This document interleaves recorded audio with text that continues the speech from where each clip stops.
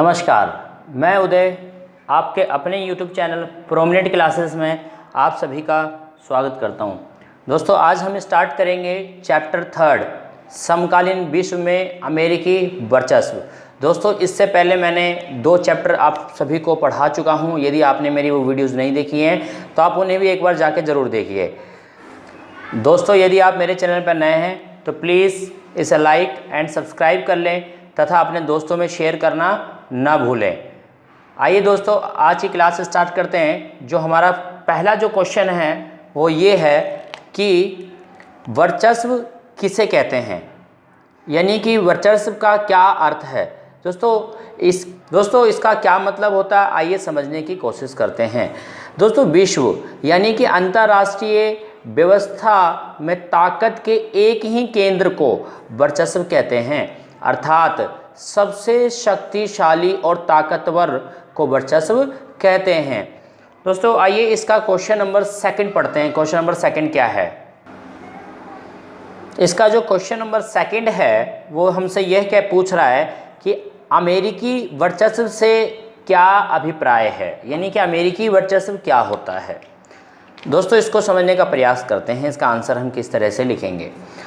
अंतर्राष्ट्रीय व्यवस्था में अमेरिका का ताकतवर होना और शक्तिशाली होना तथा शक्तिशाली जैसा बर्ताव करना ही अमेरिकी वर्चस्व कहलाता है।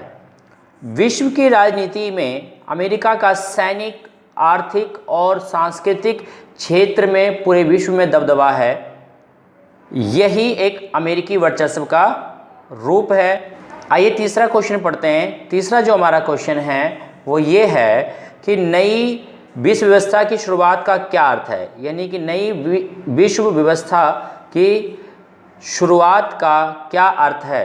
तो दोस्तों, हमें मालूम है सोवियत संघ के विघटन के बाद शीत युद्ध समाप्त हो गया और अमेरिका का वर्चस्व स्थापित हो गया, जिससे क्या हुआ, एक नई विश्व व्यवस्था की स्थापना हुई और 1991 में विश्व में नई व्यवस्था की शुरुआत हुई।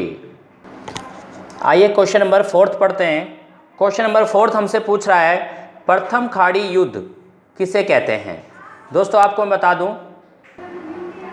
कि सभी युद्धों की मां भी इसको कहा जाता है, अर्थात प्रथम खाड़ी युद्ध को सभी युद्धों की मां की संज्ञा भी दी गई है। यानी कि ये आप कह सकते हैं कि प्रथम खाड़ी युद्ध की शुरुआत के बाद कई सारे युद्धों की शुरुआत हुई।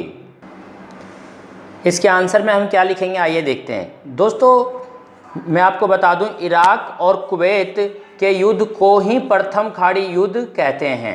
इसमें क्या हुआ था दोस्तों, 34 देशों की सेनाओं ने अमेरिका के नेतृत्व में इराक के विरुद्ध मोर्चा संभाला, यानी कि अभियान चलाया था। दोस्तों, आइए क्वेश्चन नंबर 5 पढ़ते हैं।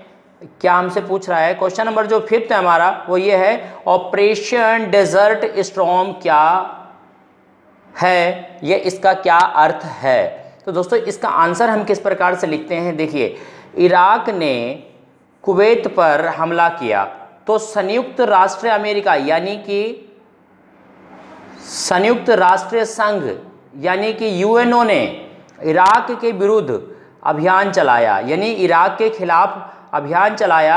यही सैनिक अभियान ऑपरेशन डेजर्ट स्टॉर्म कहलाया। इसमें यूएनओ के 34 देशों ने भाग लिया तथा इसका नेतृत्व अमेरिका ने किया था। दोस्तों, यही आपका ऑपरेशन डेजर्ट स्टॉर्म था। आइए क्वेश्चन नंबर 6 समझने की कोशिश करते हैं। क्वेश्चन नंबर 6 हमारा क्या है? क्वेश्चन नंबर 6 जो है हमारा वो ये है ऑपरेशन इनफाइनाइट रीच क्या था। मतलब ऑपरेशन इनफाइनाइट रीच से आप क्या समझते हैं।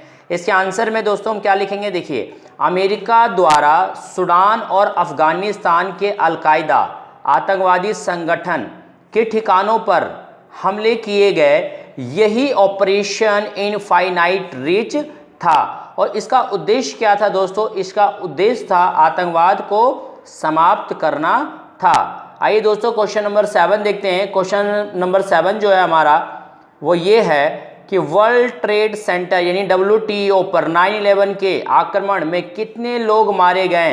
तो लगभग 3000 लोग मारे गए थे। आइए दोस्तों क्वेश्चन नंबर 8 पढ़ते हैं। क्वेश्चन नंबर 8 जो है हमारा हमसे पूछ रहा है कि 9/11 आतंकवादी हमले के समय अमेरिका के राष्ट्रपति कौन थे? तो भाई 9/11 के आतंकवादी हमले के समय अमेरिका के राष्ट्रपति जॉर्ज डब्ल्यू बुश थे। कौन थे? George W Bush. Question number 9 हमसे पूछ रहा है ऑपरेशन एंड्रियम फ्रीडम, ऑपरेशन एंड्रियम फ्रीडम किस लिए चलाया गया था? तो आंसर इसका दोस्तों ये है कि आतंकवाद के खिलाफ विश्व युद्ध के अंग के रूप में अमेरिका ने ऑपरेशन एंड्रियम फ्रीडम चलाया था। आइए क्वेश्चन नंबर 10 देखते हैं। क्वेश्चन नंबर जो 10 है हमारा वो ये है कि ऑपरेशन एंड्रियम फ्रीडम सैन्य अभियान में मुख्य निशाना किससे बनाया गया था? तो इसका आंसर हम लिखेंगे कि ऑपरेशन एंड्रियम फ्रीडम सैनिक अभियान में मुख्य निशाना अल-कायदा और अफगानिस्तान के तालिबान शासक को बनाया गया था।